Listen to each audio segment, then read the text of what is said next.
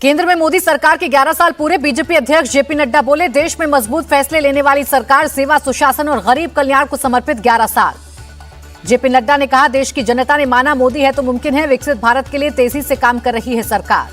सरकार के 11 साल पूरे होने पर बोले पीएम मोदी, लोगों का जीवन आसान बनाना सरकार का संकल्प। आयुष्मान उज्ज्वला जैसी योजनाओं ने देशवासियों को उम्मीदों के नए पंख दिए।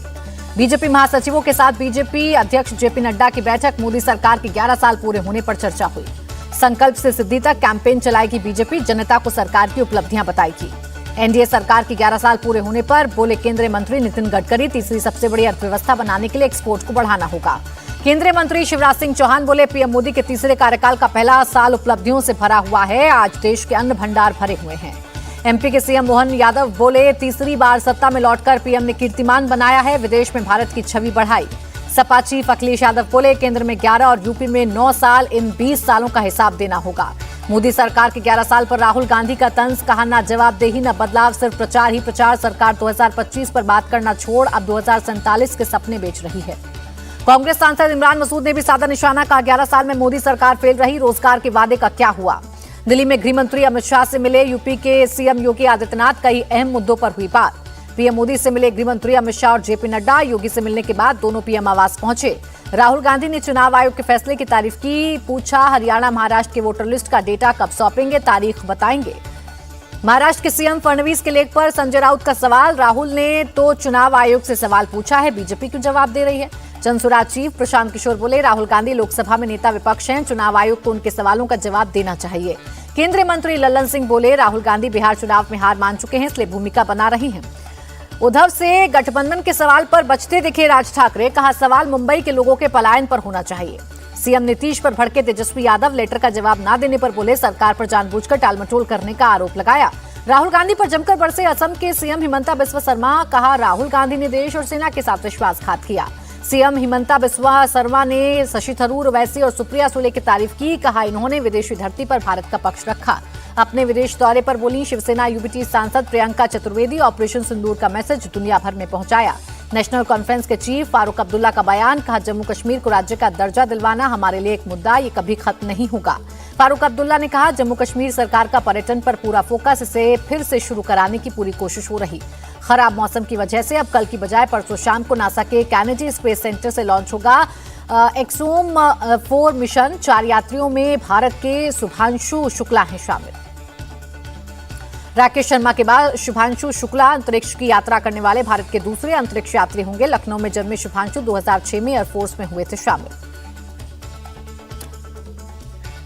स्पेस मिनिस्टर जितेंद्र सिंह बोले, शुभांशु शुक्ला का स्पेस में जाना गर्व की बात, ये भारत की स्पेस कैपेबिलिटी को बताता है। शुभांशु शुक्ला की मां बोली, हम लोगों का सपना था वो एयर चीफ मार्शल बने, लेकिन शुभांशु की उपलब्धि उससे भी बड़ी है। 18 जून को नौसेना के बेड़े में शामिल होगा anti submarine warfare shallow watercraft Arnala. Visakhapatnam में सीडीएस अनिल चौहान समारोह की करेंगे अध्यक्षता।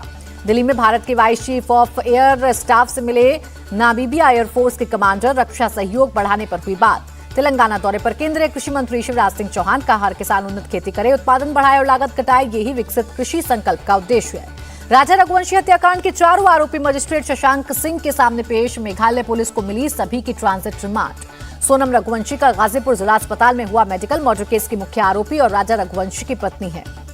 सोनम रघुवंशी के भाई गोविंद का बड़ा बयान, कहा, अगर मेरी बहन दोषी है तो मिले फांसी की सजा, सरकार का हर फैसला हमें मंजूर। राज कुशवाहा लगातार सोनम के संपर्क में था, कॉल डिटेल के आधार पर पुलिस ने राज को पकड़ा। राजा रघुवंशी की मां उमा ने कहा, सोनम पर कभी शक नहीं हुआ, अगर उसने बेटे की हत्या की तो कड़ी सजा मिले। दिल्ली हाईकोर्ट ने बाटला हाउस इलाके में अतिक्रमण हटाने पर रोक लगाने से किया इनकार। अगली सुनवाई 11 जून को होगी।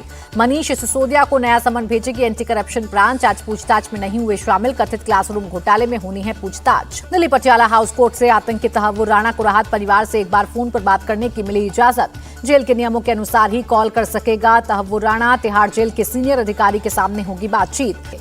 मुंब्रा रेलवे हादसे पर बोले शिवसेना यूबीटी नेता आदित्य ठाकरे, पिछले 2 से 3 सालों में कई हादसे हुए, कोई जिम्मेदारी नहीं लेता।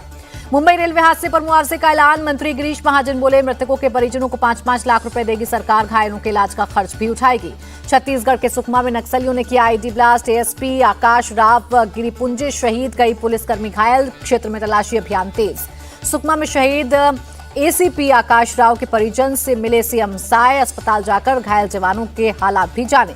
छत्तीसगढ़ के सीएम विष्णुदेव साय बोले, नक्सली बौखलाहट में ऐसा कर रहे हैं, शहीदों की कुर्बानी बेकार नहीं जाएगी। महाराजा सुहेलदेव का विजयोत्सव मनाएगी योगी सरकार। 10 जून को बहराइच में उनकी प्रतिमा का अनावरण करेंगे सीएम योगी। जम्मू के कटरा में गवर्नर ने इंटीग्रेटेड कमांड और कंट्रोल सेंटर का किया उद्घाटन। माता वैष्णो देवी की श्रद्धालुओं की सुरक्षा के लिए बना है सेंटर। कल सोनिया गांधी से मिलेंगे कर्नाटक के सीएम और डिप्टी सीएम। बेंगलुरु भगदड़ मामले पर पार्टी नेतृत्व को देंगे जानकारी। कर्नाटक के deputy CM D K Shiv Kumar बोले, बेंगलुरु भगदड़ से सबक मिला है, क्राउड मैनेजमेंट के लिए कानून लाने पर विचार कर रहे हैं। बेंगलुरु भगदड़ मामले में कल कर्नाटक हाईकोर्ट में सुनवाई। आरसीबी और डीएनए की याचिका पर होगी हियरिंग। याचिका में आपराधिक मामला रद्द करने की अपील। बेंगलुरु भगदड़ पर बोले केंद्रीय मंत्री प्रहलाद जोशी, सीएम और डिप्टी सीएम को इस्तीफा देना चाहिए। दिल्ली दौरे पर कर्नाटक के deputy CM D K Shiv Kumar, Okhla landfill site का किया दौरा। असम के सीएम हिमंता बिस्वा शर्मा का बयान, अवैध घुसपैठ के खिलाफ ऑपरेशन जारी। कुछ महीनों में 330 से ज्यादा घुसपैठियों को खदेड़ा। नॉर्थ ईस्ट दिल्ली से 66 अवैध बांग्लादेशियों को हिरासत में लिया गया, जिनमें 20 पुरुष, 16 महिलाएं और 30 बच्चे शामिल हैं।